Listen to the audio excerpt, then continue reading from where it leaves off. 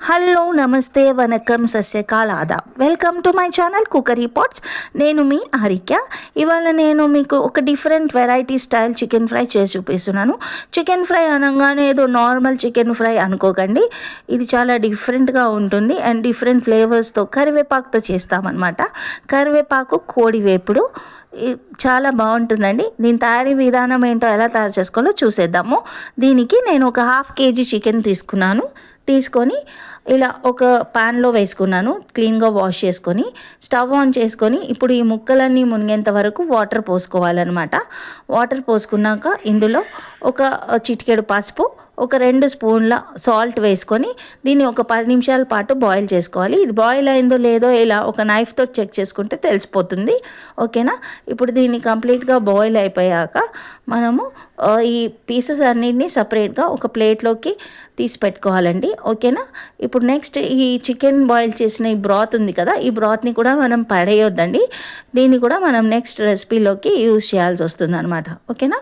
దీన్ని ఇప్పుడు మనము పక్కన పెట్టేద్దాం. ఓకే. ఇప్పుడు మనం స్టవ్ ఆన్ చేసుకొని ఒక మూకుడు పెట్టుకొని ఒక 2 స్పూన్ల సోంపు వేసుకున్నామండి. ఓకేనా. పచ్చి సోంపు వేసుకొని ఇందులో నెక్స్ట్ మనం ఒక 5-6 లవంగాలు వేసుకోవాలి. ఇలాగా ఒక చిన్న సైజ్ ఇంచ్ పట్టా వేసుకున్నానండి నేను. అండ్ ఒక 5 ఇలాచీలు కూడా వేసేసుకున్నాను. ఓకే. నెక్స్ట్ మనం ఇందులో ఒక 2 స్పూన్ల జీలకర్ర కూడా యాడ్ చేసుకోవాలండి. ఓకే. ఇవన్నిటిని మనము ఒక 2 నిమిషాల పాటు ఇలా డ్రై రోస్ట్ చేసుకోవాలి. ఇప్పుడు నేను ఒక 4-5 స్పూన్లు మిరియాలు కూడా తీసుకున్నానండి. ఈ రెసిపీలో మిరియాలు అనేది ఎక్కువగానే పడుతుందండి, ఎందుకంటే మనము ఇందులో పచ్చి కారం వేయం కాబట్టి ఈ స్పైసీనెస్ అంతా ఈ పచ్చిమిర్చి ఈ మిరియాల వల్ల వస్తుంది కాబట్టి మిరియాలు అనేది ఇందులో ఎక్కువగానే పడుతుంది. ఒక 5 స్పూన్స్ మిరియాలు వేసుకున్నాను నేను. అండ్ ఒక 2 కట్టలు కరివేపాకు తీసుకొని చక్కగా వాష్ చేసి ఇలా డ్రై చేసి పెట్టుకున్నాను. ఇప్పుడు ఈ కరివేపాకుని కూడా ఇందులో వేసేద్దాం. వేసేసి చక్కగా పచ్చివాసన అంతా పోయే వరకు ఈ కరివేపాకులన్నీ క్రంచీగా క్రిస్పీగా తయారయ్యే వరకు లైట్ గోల్డెన్ బ్రౌన్ కలర్లోకి వచ్చే వరకు చక్కగా వేయించుకోవాలండి. స్టవ్ సిమ్లోనే పెట్టుకొని వేయించుకోవాలి. అప్పుడే ఇది మాడకుండా చక్కగా ఈ వాటర్ అంతా పోయి చక్కగా క్రిస్పీగా తయారవుతుంది. చూసారు కదా ఈ విధంగా. ఇప్పుడు మనం దీన్ని ఒక బౌల్లోకి తీసేసుకుందాము. ఇలాగా తీసుకొని దీన్ని చల్లార పెట్టుకోవాలి. ఇలా కంప్లీట్గా మొత్తం పక్కన పెట్టేసుకోవాలన్నమాట. ఇప్పుడు ఈ చల్లారిపోయాక ఈ కరివేపాకు ఉంటుంది కదండి, దీన్ని మనం కోర్స్గా గ్రైండ్ చేసుకోవాలి. దీన్ని మరీ పౌడర్లా కాకుండా కొంచెం బరకగా ఉండేటట్టు పౌడర్ చేసుకోవాలి. ఓకేనా. నేను పౌడర్ చేసుకొని చూపిస్తాను. చూసారు కదా ఈ విధంగా. మరి కరివేపాకు మొత్తం పౌడర్ అయిపోకుండా కొంచెం బరకగా ఉండాలన్నమాట. ఇప్పుడు దీన్ని మనం పక్కన పెట్టేద్దాము. ఇప్పుడు నెక్స్ట్ నేను ఒక పెద్ద సైజు ఉల్లిపాయ తీసుకొని ఇలా ఫైన్గా చాప్ చేసి పెట్టుకున్నానండి. మీకు ఇష్టమైతే పేస్ట్లా కూడా చేసుకోవచ్చు. ఒక ఎల్లిపాయ తీసుకున్నాను. ఎల్లిపాయని కూడా ఇలా స్లైస్ చేసుకున్నాను. ఒక చిన్న ముక్క అల్లం కూడా ఇలా ఫైన్గా చాప్ చేసుకొని ఒక 4-5 పచ్చిమిర్చి కూడా ఇలా చీలిక చేసుకొని పెట్టుకున్నాను. ఇప్పుడు స్టవ్ ఆన్ చేసుకొని ఒక ఐరన్ కడాయి తీసుకున్నాను. చికెన్ ఫ్రైకి ఐరన్ కడాయి అయితే బాగుంటుందండి. ఇందులో ఒక 5-6 స్పూన్లు ఆయిల్ వేసుకుంటున్నాను. ఓకే. దీనికి ఆయిల్ కూడా ఎక్కువగానే పడుతుందండి, లేకపోతే చికెన్ చాలా డ్రైగా అనిపిస్తుంది. ఓకేనా. ఇప్పుడు మనం 1 by 1 మనం చాప్ చేసి పెట్టుకున్న ఈ జింజర్ గార్లిక్ ఇవన్నిటిని వేసేసుకోవాలండి. ఓకేనా. ఇప్పుడు నెక్స్ట్ మనం ఇందులో ఈ సన్నగా ఫైన్గా చాప్ చేసి పెట్టుకున్న పచ్చిమిర్చి ఈ ఉల్లిపాయ ముక్కల్ని కూడా వేసేద్దాము. వేసేసి చక్కగా సాట్ చేసుకోవాలన్నమాట. ఓకే. హై ఫ్లేమ్లో పెట్టుకొని ఆయిల్లో మంచిగా సాట్ చేసుకోవాలి.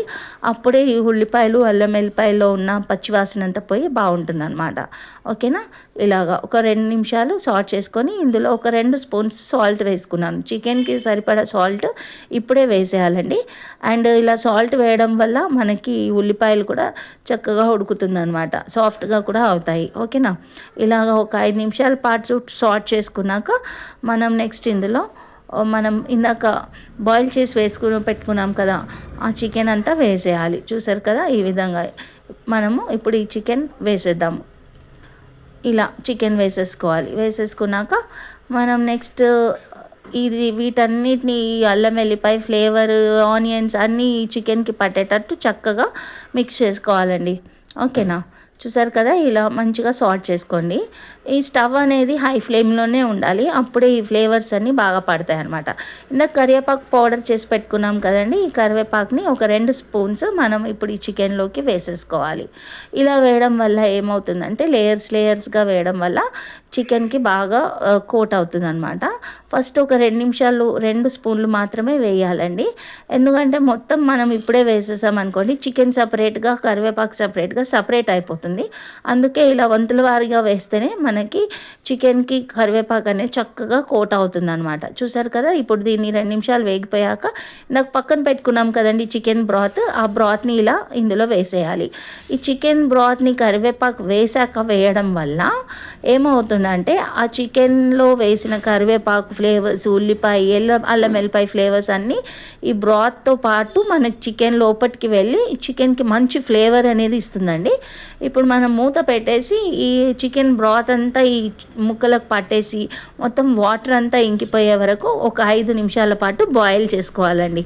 ఓకేనా, ఇలాగా చూసారు కదా, మొత్తం వాటర్ అన్నీ ఇంకిపోయాయి, చికెన్ కూడా బాగా ఉడికిపోయింది. ఈ విధంగా ఇలా మనం చక్కగా కలుపుకున్నాక మనం నెక్స్ట్ ఇంకొక లేయర్ కరివేపాకు పొడి వేసుకోవాలండి. ఇప్పుడు నేను ఇంకొక 2 స్పూన్స్ కరివేపాకు పొడి వేస్తున్నాను. ఇలా లేయర్ వల్ల లాగా వేయడం వల్ల మనకి చికెన్ అనేది చక్కగా టేస్టీగా తయారవుతుంది. అండ్ చికెన్ కరివేపాకు సపరేట్ అయిపోకుండా చక్కగా చికెన్కి కరివేపాకు అంతా కోట్ అవుతుంది అనమాట. ఓకే, చూసారు కదా, ఇలా ఒక 2 నిమిషాలు కలుపుకోవాలండి. కలిపేసుకున్నాక మంచిగా ఈ చికెన్కి ముక్కలకి మొత్తం ఈ ఫ్లేవర్స్ అన్నీ ఇన్ఫ్యూజ్ అయిపోతాయి అన్నమాట. ఓకే, ఈ విధంగా ఒక 2 నిమిషాలు వేయించుకోవాలి. ఇప్పుడు నెక్స్ట్ మనము లాస్ట్ రౌండ్ ఒక 2 నిమిషాలు ఇలా మూత పెట్టేసి ఉడికించుకోవాలి. చూసారు కదా, చికెన్ బ్రౌన్ కలర్లోకి వచ్చేసింది. ఇప్పుడు మళ్ళీ మిగిలిన ఈ పౌడర్ ఉంది కదండి, ఈ మిగిలిన పౌడర్ కూడా 3rd రౌండ్లోకి మళ్ళీ ఒకసారి ఒక 3 స్పూన్లు వేసుకుంటున్నానండి కరివేపాకు. ఇలా 3 స్పూన్లు కరివేపాకు వేసుకున్నాను ఫైనల్గా, లాస్ట్ రౌండ్ అనమాట. ఇలా వేసేసుకొని ఒకసారి బాగా కలిపేసుకోవాలి. మెల్లిగా కలుపుకోండి, ఎందుకంటే చికెన్ ముక్కలు విరిగిపోయే ఛాన్సెస్ ఉన్నాయి. ఆల్రెడీ ఇది బాగా కుక్ అయి ఉంది కాబట్టి. ఇలా చక్కగా చూసారు కదా చికెన్ ఫ్రై ఎలా రెడీ అయిపోయిందో. ఇలా కరివేపాకు తినని వాళ్ళకి కూడా ఇలా కరివేపాకు పొడితో చికెన్ ఫ్రై చేసి పెట్టారనుకోండి, కరివేపాకు తినని వాళ్ళు కూడా చక్కగా తినేస్తారండి. ఎప్పుడు రెగ్యులర్గా చికెన్ ఫ్రై, చికెన్ కర్రీ కాకుండా ఇలా డిఫరెంట్గా మీరు కూడా ఒకసారి తప్పకుండా ట్రై చేయండి. చూసారు కదా కరివేపాకు చికెన్ ఫ్రై ఎలా రెడీ అయిపోయిందో. ఇప్పుడు మనం దీన్ని సర్వింగ్ బౌల్లోకి సర్వ్ చేసుకుందామండి. ఓకేనా, ఇలాగా బౌల్లోకి సర్వ్ చేసుకొని దీన్ని వేడి అన్నంలో కానీ, రైస్లో కానీ, పప్పు చారంచులోకి కానీ దేంట్లో అయినా తినవచ్చండి, చాలా టేస్టీగా ఉంటుంది. ప్లెయిన్ రైస్లోకి అయితే ఇంకా బాగుంటుంది. కరివేపాకు ఫ్లేవర్ చారుతోటి కానీ పప్పుతోటి కానీ ఎక్సలెంట్గా ఉంటుంది. మీరు కూడా దీన్ని తప్పకుండా ట్రై చేసి నాకు కామెంట్ సెక్షన్లో ఎలా ఉందో చెప్పండి. ఓకేనా, నా ఛానల్ని లైక్ చేయండి, షేర్ చేయండి, సబ్స్క్రైబ్ చేసుకోండి. Bye, love you all.